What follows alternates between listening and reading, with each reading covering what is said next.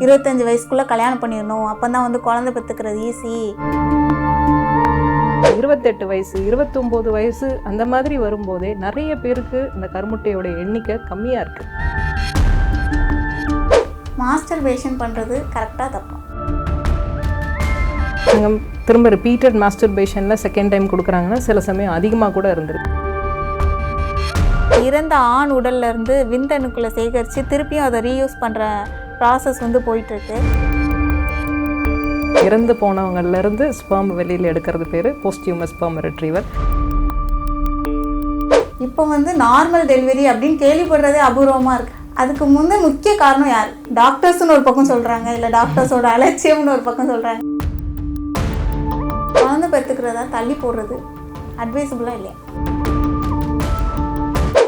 தந்தி TV நேயர்களுக்கு வணக்கம்.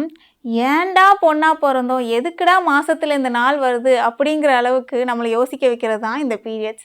அது பற்றி நிறைய விஷயங்களை பகிர்ந்துக்கிறதுக்காக நம்ம கூட இணைஞ்சிருக்கிறவங்க தான் doctor Indumathi ma'am. Hello ma'am. வணக்கம்.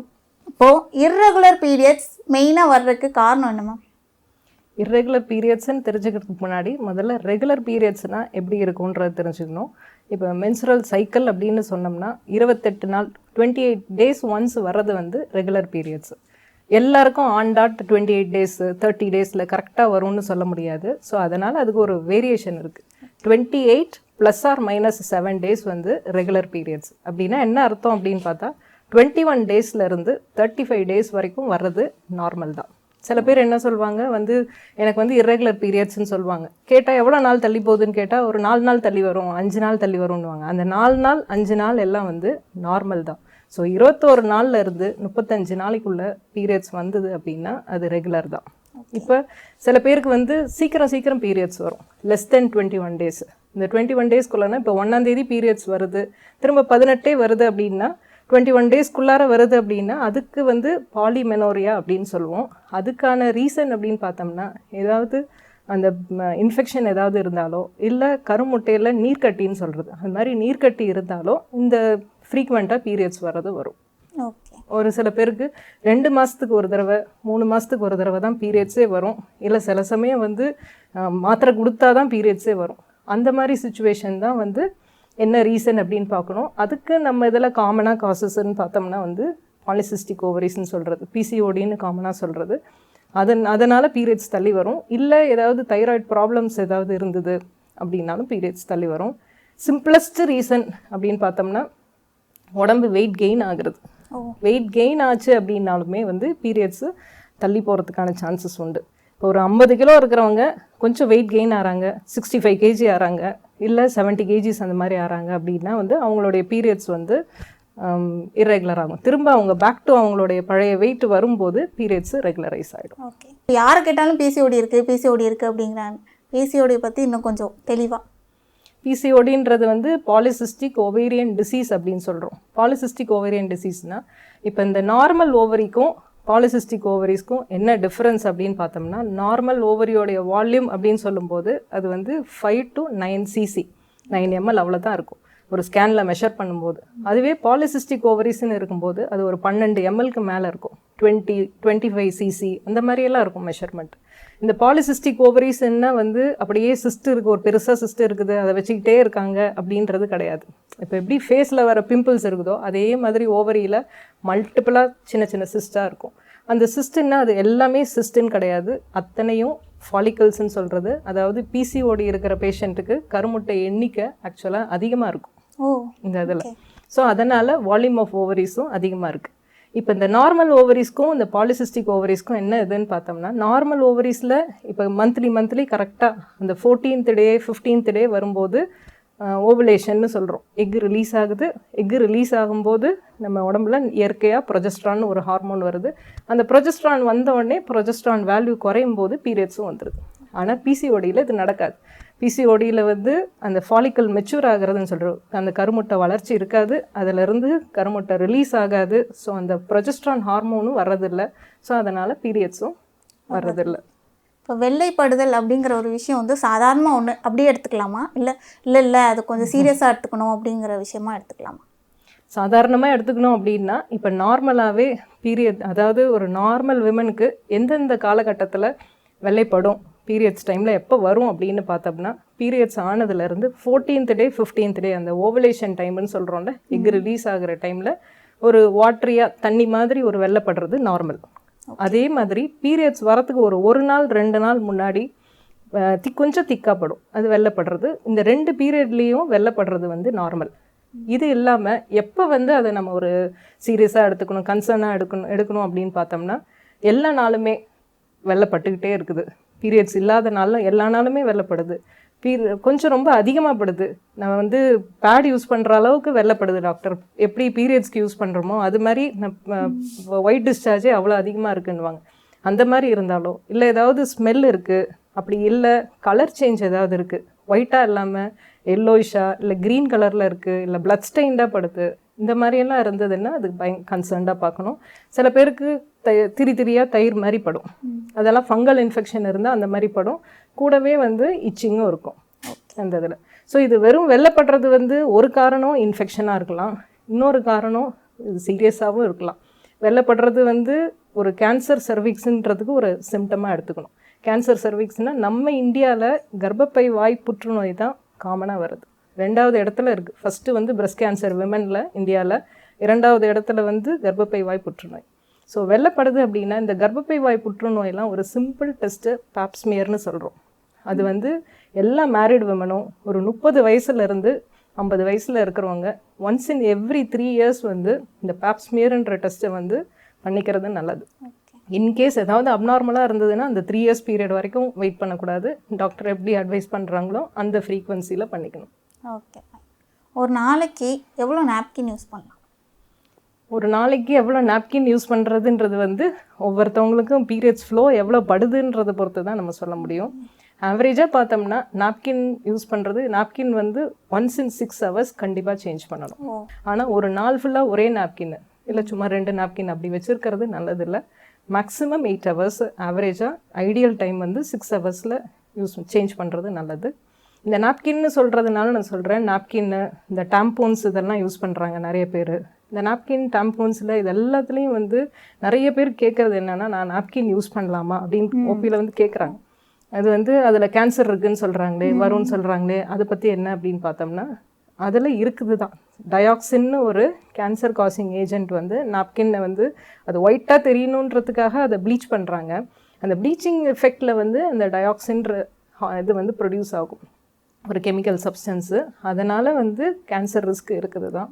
சரி, அப்போ நாப்கின் இல்லாமல் அதை வேறு என்ன யூஸ் பண்ணுறது அப்படின்னா இப்போ நிறைய ஆல்டர்னேட்டிவ்ஸ் வந்துருச்சு.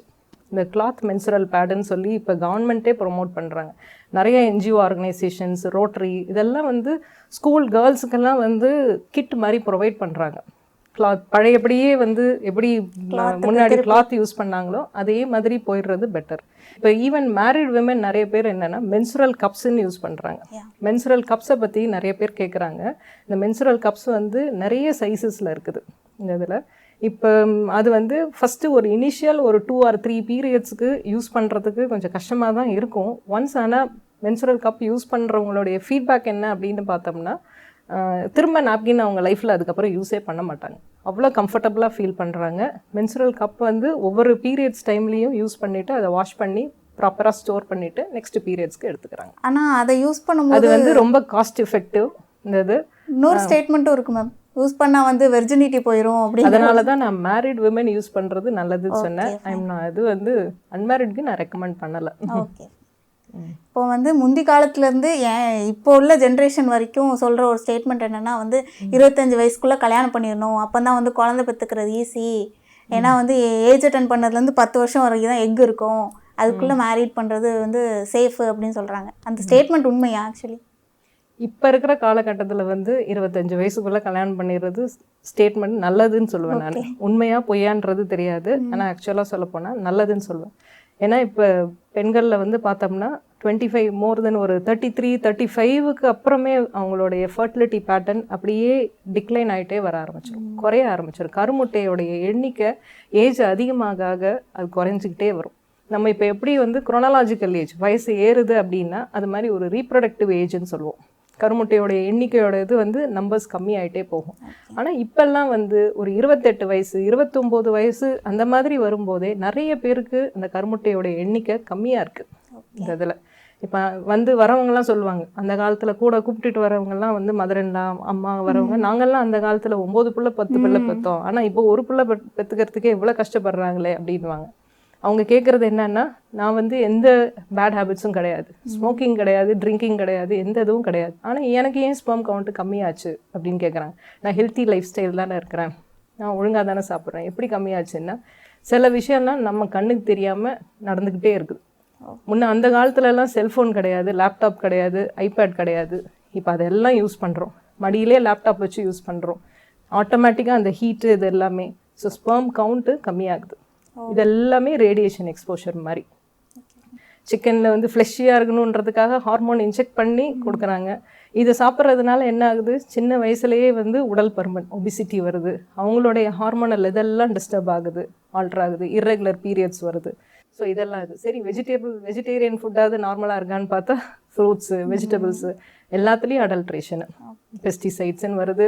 நல்லா கெட்டு போகாமல் இருக்கிறதுக்கு இன்ஜெக்ஷன் போடுறாங்க, வேக்ஸ் கோட்டடாக வருது. ஸோ இதில் எல்லாமே வந்து இதெல்லாமே வந்து எண்டோக்ரைன் டிஸ்ரப்டிங் கெமிக்கல்ஸ்ன்னு பேர், இடிசின்னு சொல்லுவோம். இது என்ன பண்ணும், இதெல்லாம் நமக்கு தெரியல, நம்ம சாப்பிட்றோன்றது தெரியல, ஆனால் கொஞ்சம் கொஞ்சமாக உள்ளே போயிட்டே இருக்குது.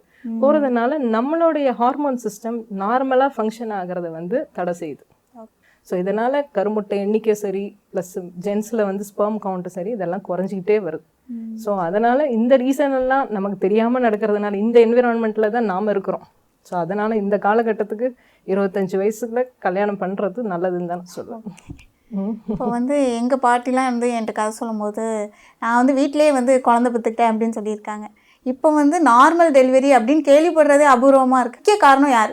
டாக்டர்ஸ்னு ஒரு பக்கம் சொல்கிறாங்க, இல்லை டாக்டர்ஸோட அலட்சியம்னு ஒரு பக்கம் சொல்கிறாங்க. யார் காரணம் நீங்கள் நினைக்கிறீங்க? டாக்டரா பேஷண்ட்டா இல்லை எப்படின்றது நான் அது பர்டிகுலராக நான் சொல்ல விரும்பல. ஆனால் என்ன சுச்சுவேஷன் இப்போ என்ன இருக்குது அப்படின்னு பார்த்தோம்னா, இப்போ அந்த காலத்தில் வந்து 2 பிள்ளை பெற்றுக்கிட்டாங்க, 3 பிள்ளை பெற்றுக்கிட்டாங்கன்னா எல்லாமே வந்து ஃபேமிலியை கம்ப்ளீட் பண்ணதே 25, மேக்ஸிமம் 30 வயசுக்குள்ளே 2 3 பிள்ளையோ பெற்றுட்டு ஃபேமிலி பிளானிங் பண்ணிட்டு அதோட அவங்க ஃபேமிலியை கம்ப்ளீட் பண்ணிட்டாங்க. இப்போ நிறைய பேர் கன்சீவ் ஆகிறதே ஒரு 30 வயசுக்கு மேலே, 35 வயசுக்கு மேலே, இப்படி தான் அவங்களுடைய கெரியர் எல்லாம் முடிச்சுட்டு கன்சீவ் ஆகிறாங்க. 30 வயசில் தான் ஃபேமிலியே தொடங்குறாங்க, கல்யாணம் பண்ணிக்கிறாங்க, அதுக்கப்புறம் குழந்தை பெற்றுக்கணுன்னு ஆசைப்படுறாங்க. சில பேருக்கு பைலக்கு உடனே நிற்கிது, சில பேருக்கு ஏதாவது ட்ரீட்மெண்ட் எடுத்து கன்சீவ் ஆகிறாங்க. இந்த மாதிரி ஏஜ் அதிகமாகும்போது என்னென்னா, இந்த போனி பெல்விஸோட இது வந்து இப்போ 25 வயசில் ஒரு நார்மல் டெலிவரி ஆகுது, அந்த பாப்பா வருது அப்படின்னா அந்த பெல்விஸ் அந்த போனி இதெல்லாம் கொஞ்சம் கொஞ்சம் ரெசிலியண்ட்டாக இருக்கும் இந்த இதில். அதுவே வந்து ஒரு 35 இயர்ஸில் வந்து அந்த விரிஞ்சு கொடுக்குற தன்மை இருக்காது இந்த இதில். ஸோ இப்போ வந்து இந்த பீரியடில் நிறைய எல்டர்லி மதர்ஸ் வராங்க, நிறைய பேர் ஏஜ்டு மதர்ஸாக வராங்க. அடுத்தது அப்படின்னு சொல்ல போனால் நிறைய பேருக்கு இப்போ மெடிக்கல் காம்ப்ளிகேஷன்ஸும் கூடவே வருது. ஏஜ் ஆகிட்டு ப்ரெக்னென்ட் ஆகிறதுனால. முன்னெல்லாம் 20 வருஷத்துக்கு முன்னாடி பார்த்தா டயபெட்டிஸ்ன்னு பார்த்தோம்னா வந்து ஒரு 100ல் 10 பேருக்கு ப்ரெக்னன்சியில் டயபெட்டிஸ் வரும். ஆனால் இப்போ ஒரு 100ல் 40 பேருக்கு டயபெட்டிஸ் வருது. ஒரு டயபெட்டிக் மதர் கன்சீவ் வராங்க அப்படின்னா டயபெட்டிஸில் பாப்பா எப்படி இருக்கும்னா வெயிட் அதிகமாகும். வெயிட் அதிகமாகும் போது அது வந்து நார்மலுக்கு வர்றது கஷ்டம். சில சமயம் டயபெட்டிஸில் வெயிட் கம்மியாகவும் ஆகும், ஐயூஜிஆர்னு சொல்கிறது, அதுக்கு போகிற பிளட் சப்ளைலையும் சேஞ்சஸ் வரும். அப்படி அந்த கம்மியாக இருந்து ஐயூஜிஆர் வித் டாப்லர் அப்நார்மாலிட்டின்னு சொல்லுவோம், அந்த மாதிரி இருக்கிற குழந்தைய நார்மலுக்கு அலோவ் பண்ணுறதுக்கும் கஷ்டமாக இருக்கும். ஸோ எல்லாம் இந்த சுச்சுவேஷன்ஸ்லாம் இருக்கிறதுனால தவிர்க்க முடியாமல் சில சமயம் C-செக்ஷன்னு போகிற மாதிரி இருக்குது. ப்ளஸ் வந்து மற்ற இன்னொரு இதுன்னு பார்த்தோம்னா செடென்ட்ரி லைஃப் ஸ்டைலு, அதுவும் ஒரு முக்கிய காரணம். வந்து சோஃபா விட்டு எழுந்திரிக்காமல் டிவியை பார்த்துக்கிட்டு செல்ஃபோனை வச்சுக்கிட்டு ஃபிசிக்கல் ஆக்டிவிட்டியே இருக்க மாட்டேங்குது. ஸோ ஃபிசிக்கல் ஆக்டிவிட்டியே இல்லை அப்படின்னா அப்போ நார்மல் டெலிவரிக்கான சான்சஸும் கொஞ்சம் கம்மி தான். ஆனால் இப்போ வந்து நிறைய யங் கேர்ள்ஸ் எல்லாமே வந்து நல்ல அவேர்னஸ் நிறைய இருக்குது. வந்து ஆன்டினேட்டல் கிளாஸஸ் அட்டன் பண்ணுறாங்க, இதுலேருந்து யோகா கிளாஸஸ்ஸு, ப்ரீதிங் கிளாஸஸ்ஸு அதெல்லாம் பண்ணுறாங்க. எப்படியாவது நார்மல் ஆகணும், ஸ்குவாட்ஸு பண்ணுறது எல்லாமே நிறைய பேர் ஃபாலோ பண்ணுறாங்க. இப்போ குழந்தை பெற்றுக்கிறதா தள்ளி போடுறது அட்வைசபிளாக இல்லையா? தள்ளி போடுறது அப்படின்னு பார்த்தோம்னா நம்ம அதில் வந்து அது வந்து ஒரு கப்பலோடைய டிசிஷனு, நம்ம வந்து இன்டர்ஃபியர் பண்ண முடியாது. உங்கள் டாக்டர் அவங்களோட அட்வைஸ் அது இப்போ நிறைய பேர் அந்த பிளானிங்ல இருக்காங்க. நிறைய பேருக்கு வந்து என்னன்னா மேரேஜ் பண்ணதுக்கு அப்புறம் கூட இப்போ லேடிஸாக எடுத்துக்கோங்களேன், ஒரு சில பேருக்கு வந்து நான் குழந்தை பெற்றுக்கிறதுக்கு முன்னாடி நான் இந்த டிகிரியை வாங்கிடணும், எப்படியாவது இதை படித்து முடிச்சிடணும், ஒன்ஸ் பாப்பா வந்துட்டா எனக்கு ஃபுல்லாக அதிலே இதுவாகிடும், நான் படிக்க முடியாது அப்படின்னு நினைக்கிறாங்க. ஆண்கள் எடுத்துக்கோங்க, குழந்தை பெற்றுக்கிறதுக்கு முன்னாடி நான் ஒரு கொஞ்சம் ஃபினான்ஷியலாக ஸ்டெபிளைஸ் ஆகணும், என் ஃபேமிலியை நானே ரன் பண்ணுற அளவுக்கு எனக்கு வந்து வருமானம் வேணும், நான் இன்னும் கொஞ்சம் ஒரு ஹையர் பொசிஷன் போகணும் அப்படின்னு டிசைட் பண்ணுறாங்க. ஸோ அப்போ கப்பலாக அவங்க சேர்ந்து முடிவெடுக்கிறது தான். அவங்களுடைய மென்டல் ஸ்டெபிலிட்டி, ஃபினான்ஷியல் ஸ்டெபிலிட்டி இதெல்லாம் பார்த்துக்கிட்டு கன்சீவ் ஆகிறது ஒரு விதத்தில் நல்லது தான். ஆனால் அஸ் ஏ டாக்டர் என்னோட அட்வைஸ் என்னென்னா தள்ளி போடுறது வேண்டாம்னு தான் சொல்லுவோம். உடனே பிளான் பண்ணுறது நல்லது. ப்ரைவேட் பார்ட்ஸ்லலாம் ஹேர் ரிமூவ் பண்ணுறது வந்து கரெக்டாக? ப்ரைவேட் பார்ட்ஸ் ஹேர் ரிமூவல் அப்படின்றது வந்து ஃபஸ்ட்டு என்னென்னலாம் ஹேர் ரிமூவலுக்கு என்ன பண்ணுறாங்க அப்படின்னு சொல்கிறேன். ஹேர் ரிமூவலுக்கு வந்து ஷேவிங் யூஸ் பண்ணுறாங்க, அப்படி இல்லைன்னா க்ரீம்ஸ் யூஸ் பண்ணுறாங்க, நிறைய க்ரீம்ஸ் யூஸ் பண்ணுறாங்க. அடுத்தது அப்படின்னு பார்த்தோம்னா வேக்சிங் கூட பண்ணுறாங்க, இல்லை லேசர் கூட ஹேர் ரிமூவலுக்கு யூஸ் பண்ணுறாங்க. இப்போ ஒவ்வொன்றா பார்த்தோம்னா இந்த ஷேவிங்னால வந்து ஷேவிங் இஸ் நாட் குட். ஆக்சுவலாக ஷேவ் பண்ணுறதுனால ஃபாலிகுலைட்டிஸ்ன்னு இன்ஃபெக்ஷன்ஸ் வரும். ஃபாலிக்கல்னால் அந்த ஹேர் ஃபாலிக்கல் ஒவ்வொன்றுத்துலையும் இன்ஃபெக்ஷன் வரும். இன்ஃபெக்ஷன் வந்து அலர்ஜி மாதிரி ஆகும். இது ஷேவிங்கில் வெரி காமன். இன்னொன்று, ஷேவ் பண்ணிவிட்டு நிறைய டைம் எரிச்சல் இருக்கும் அவங்களுக்கு, ஆனால் அதை இக்னோர் பண்ணிவிடுவாங்க, கவனிக்கவே மாட்டாங்க. அதெல்லாம் வந்து என்னென்னா ஒரு சின்ன சின்ன அப்ரேஷன்ஸ், ஷேவ் பண்ணதுனால மைக்ரோ ட்ராமான்னு சொல்லுவோம், அங்கங்கே கீறல் ஏற்பட்டிருக்கும், அதை வந்து இக்னோர் பண்ணுவாங்க, அதெல்லாம் ஈஸியாக இன்ஃபெக்ட் ஆகும் அந்த இதில். ஸோ ஷேவிங் நல்லதில்லை. ரெண்டாவது, க்ரீம்ஸ் யூஸ் பண்ணுறது வந்து க்ரீம் ஒரு சில பேருக்கு ஒத்துக்கும், சில பேருக்கு வந்து அலர்ஜி வரும். அதே க்ரீமே யூஸ் பண்ணி அலர்ஜி டெஸ்டிங் பண்ணாமல் அந்த க்ரீம்ஸை வந்து யூஸ் பண்ணுறது நல்லது கிடையாது. ரேஷஸோடு வருவாங்க, அப்படி இல்லைன்னா ஃபுல்லாக டார்க் ஆகிடும் ஸ்கின்னே, அந்த மாதிரிலாம் வந்திருக்காங்க. வேக்சிங் யூஸ் பண்ணுறது, வேக்சிங்கும் வந்து கேர்ஃபுல்லாக இருக்கணும். வேக்சிங்கில் வந்து பர்ன்ஸ் வந்து பார்த்துருக்கோம், வேக்ஸ் பண்ண அதுக்கப்புறம் பர்ன்ஸே வந்துருச்சு. ரொம்ப ஹாட்டாக அவங்க போடுறவங்க பண்ணுறவங்க வந்து அவ்வளோ ஹாட்டாக எவ்வளோ இருக்குன்னு டெஸ்ட் பண்ணாமல் சமயத்தில் போட்டாங்கன்னா பர்ன்ஸ் வந்துடும். And laser hair removal is safe. காஸ்மெட்டிக்காக இது பண்ணணும்னு நினைக்கிறாங்கன்னா லேசர் ஹேர் ரிமூவல் பண்ணிக்கலாம். ஆனால் ப்ரெக்னன்சி பிளான் பண்ணணும்னு விரும்புகிறவங்க லேசர் ஹேர் ரிமூவல் பண்ணக்கூடாது. அந்த சமயத்தில் லேசர் எக்ஸ்போஷர் இருக்கக்கூடாது. ஸோ இன் ஜென்ரல் அப்படின்னு பார்த்தோம்னா, பொதுவாக பார்த்தோம்னா ஹேர் ஷேவிங் ரிமூவல் அப்படின்னு பண்ண வேண்டிய அவசியம் கிடையாது. யூஸ்வலாக என்ன சொல்லுவோம் அப்படின்னு பார்த்தோம்னா, ஜஸ்ட் ட்ரிம் பண்ணிவிடுங்க, cut it, clip it short அப்படின்னு தான் சொல்லுவோம். இந்த இதில் மாஸ்டர்பேஷன் பண்ணுறது கரெக்டாக தப்பா? மாஸ்டர்பேஷன் ரெண்டு செக்ஸஸ்லேயும் அப்படின்னு பார்த்தோம்னா, as long as அது மற்றவங்களுக்கு எதுவும் ஹார்ம் விளைவிக்காத வரைக்கும் அவங்களுடைய ப்ளஷருக்காக பண்ணுறாங்க. அது வந்து நல்லதா தப்பான்னு இல்லை, மற்றவங்களுக்கு இடைஞ்சல் இல்லை அப்படின்னா அவங்க ப்ளஷருக்காக பண்ணுறது பண்ணிக்கலாம். நான் ஒரு நாளைக்கு எவ்வளோ தடவை பண்ணலாம்? நிறைய பேர் கண்ட்ரோலே இல்லாமல் பண்ணுற அளவுக்கு இருக்குது, அதனால் கேட்குறேன். இதனால் இப்போ மேல்ஸ் ஜென்ஸ்ன்னு எடுத்துக்கிட்டோம்னா மாஸ்டர்பேஷன் பண்ணுறதுனால இப்போ ஸ்பெர்ம் கவுண்ட்டுன்னு நான் இதுவே சொல்கிறேனே, நாங்கள் ஃபர்டிலிட்டி இதுன்னு பார்க்கும்போது கவுண்ட் கம்மியாக இருக்கும். மேடம் நான் அடிக்கடி மாஸ்டர்பேட் பண்ணுவேன், அதனால் என் கவுண்ட் கம்மியாக இருக்கா அப்படின்னா, கவுண்ட்டு வந்து ஒரேடியாக குறையாது, வந்து அதில் வந்து சேஞ்சஸ் வரும். இப்போ ஒரு நாளைக்கு காலையில் கொடுக்குறாங்க, திரும்ப ரிப்பீட்டட் மாஸ்டர்பேஷனில் செகண்ட் டைம் கொடுக்குறாங்கன்னா சில சமயம் அதிகமாக கூட இருந்திருக்கு. பட் டெஃபினட்டாக வால்யூம் வந்து குறையும். ஒரு இந்த செமினல் ஃப்ளூயிட் மாஸ்டர்பேட் பண்ணுறதுனால வால்யூம் வந்து டெஃபினட்டாக குறையும் இந்த இதில். அது மாதிரி ஃபீமேல்ஸ்க்கு மாஸ்டர்பேட் ரிப்பீட்டடாக பண்ணும்போது கிளைட்டோரஸ்ன்னு சொல்லக்கூடியது, அந்த கிளைட்டோரஸ் வந்து கொஞ்சம் என்லார்ஜ்மெண்ட் வரும். மேம், சமீபத்தில் பார்த்தீங்கன்னா வந்து இறந்த ஆண் உடல்லேருந்து விந்தணுக்களை சேகரித்து திருப்பியும் அதை ரீயூஸ் பண்ணுற ப்ராசஸ் வந்து போயிட்டுருக்கு. இந்த மாதிரி உண்மையிலே நடக்குதா? அதை பற்றி கொஞ்சம் தகவல். ஆமாம், இறந்த ஆண் உறுப்புலேருந்து, அதாவது டெஸ்டிஸ்லேருந்து, விரையிலேருந்தே தான் ஸ்பெர்ம்ஸ் எடுக்க முடியும். அந்த மாதிரி எடுக்கிறது பேர் வந்து போஸ்ட் ஹியூமஸ் ஸ்பெர்ம் ரிட்ரீவல்னு சொல்லுவோம். இறந்து போனவங்கலேருந்து ஸ்பெர்ம் வெளியில் எடுக்கிறது பேர் போஸ்ட் ஹியூமஸ் ஸ்பெர்ம் ரிட்ரீவல். எவ்வளோ நேரத்துக்கு எடுக்கலாம் அப்படின்னு பார்த்தோம்னா 24 to 36 hours தான் இட்ஸ் குட் டைம். அதுக்குள்ளார எடுத்துட்டோம்னா பரவாயில்ல. ஆனால் மேக்ஸிமம் 72 hours, சில இடத்துலலாம் வந்து 110 hours 100 ஹவர்ஸ்லலாம் ரெக்கவரி பண்ணதாக இருக்குது. பட் ஏர்லியர் வந்து ஆல்வேஸ் பெட்டர் இந்த இதில். ஆனால் இப்போ ஸ்பெர்ம் ரெட்ரீவ் பண்ணுறதை வந்து நம்ம ஐவிஎஃப் முறையில் தான் யூஸ் பண்ண முடியும். ஆனால் இதில் வந்து நம்ம ஸ்பெர்ம் ரெட்ரீவ் பண்ணுறதுன்றதை விட இதில் லீகல் இஷ்யூஸு நிறையா இருக்குது. உடனே நம்ம போய்ட்டு ஒரு இறந்து போன மனிதனாக இருந்தாலுமே கூட உடனே ஸ்பெர்ம் ரெட்ரீவ் பண்ண முடியாது. அவங்க வந்து இறக்கிறதுக்கு முன்னாடி அவங்க கன்சென்ட் கொடுத்துருக்கணும். ரிட்டன் கன்சென்ட் வந்து என்னுடைய ஸ்பெர்ம்ஸை ஆஃப்டர் மை டெத் யூஸ் பண்ணலாம் ஃபார் மை ஒய்ஃப்னு கன்சென்ட் கொடுத்துருந்தா தான் யூஸ் பண்ண முடியும். இன்கேஸ் அவங்க கன்சென்ட் கொடுக்கல அப்படின்னா அது வந்து இப்போ ஃபேமிலி மெம்பர்ஸ் விருப்பப்படுறாங்க, பையன் இறந்துட்டான், அப்பா அம்மா வந்து அவங்களுக்கு அவனை மாதிரி ஒரு குழந்தை வேணும்னு ஆசைப்பட்றாங்க அப்படின்னா அவங்க கோர்ட்டில் முறையிட்டு, ஒய்ஃபு பேரண்ட்ஸு கோர்ட்டில் முறையிட்டு ஜட்ஜ்மெண்ட் வந்து அவங்களுக்கு ஃபேவரபுளாக இருந்தால் மட்டும்தான் ரிட்ரீவ் பண்ண முடியும். Okay, fine. இது வந்து யாருக்கு யூஸ்வலாக யூஸ் ஆகும் அப்படின்னு பார்த்தோம்னா சோல்ஜர்ஸ் வந்து என்ன நடக்கும்ன்றது தெரியாது அந்த இதில். அந்த மாதிரி சுச்சுவேஷனில் தான் இது அரைஸ் ஆகும். இந்த இதெல்லாமே வந்து சில பிரெயின் டெட் ஆனவங்களுக்கும் வந்து இந்த மாதிரி யூஸ் ஆகும். பிரெயின் டெட் ஆனாலுமே கூட இதே இதை தான் ஃபாலோ பண்ணி ஆகணும். அவங்களுடைய கன்சென்ட் இல்லாமல் நம்ம வந்து ஸ்பெர்ம் ரிட்ரீவ் பண்ண முடியாது. இதெல்லாம் ஏன் இவ்வளோ இம்பார்ட்டன்ஸ் கொடுக்குறோம் அப்படின்னு பார்த்தோம்னா, அந்த ஸ்பெர்ம் எடுத்து கன்சீவ் ஆகிறவங்க தான் அவங்களுக்கு வந்து லீகல் சக்ஸஸர் மாதிரி. அவங்களுடைய குழந்தை, அவங்களுடைய ப்ராப்பர்ட்டி எல்லாம் அந்த குழந்தைக்கு தான் போகுது. அதனால தான் இவ்வளோ லீகல் ஆஸ்பெக்ட்ஸ் அதில் இருக்குது. இப்போல்லாம் அதனால என்ன சொல்கிறோம் அப்படின்னு பார்த்தோம்னா, சோல்ஜர்ஸு அவங்க வந்து என்ன நடக்கும்னு தெரியாது, அதனால் முன்கூட்டியே அவங்கள்ட்ட கன்சென்ட் வாங்கிடுறதும் ப்ளஸ் ஒரு ஸ்பெர்ம் வந்து ஃப்ரீசிங் பண்ணி வச்சுட்டு போகிறதும் இட் இஸ் ஆல்வேஸ் குட். இப்போ வந்து கப்புள்ஸ் வந்து ப்ரெக்னென்சி பிளான் பண்ணுறாங்கன்னா உங்களோட அட்வைஸ் இந்த மாதிரி ஃபிசிக்கலாகவும் மென்டலாகவும் ஸ்ட்ராங்காக இருக்கணும் அப்படின்னா உங்களோட அட்வைஸ் என்ன?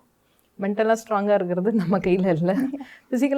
ஃபிசிக்கல் ஆஸ்பெக்டில் வந்து நம்ம பார்க்கணும் அப்படின்னு பார்த்தோம்னா, இப்போ லேடிஸ் வராங்க, நான் கன்சீவ் பிளான் பண்ணுறேன், நான் ப்ரீ கன்செப்ஷனெல்லாம் வரேன், பிளான் பண்ணணும்னு நினைக்கிறாங்க அப்படின்னா நாங்கள் ஒரு ஜென்ரல் பிளட் டெஸ்ட், நிறைய பேருக்கு டயபெட்டிஸ் இருக்குல்ல, ஃபேமிலி ஹிஸ்ட்ரி டயபெட்டிஸ் இது மாதிரிலாம் இருக்கான்னு கேட்போம்.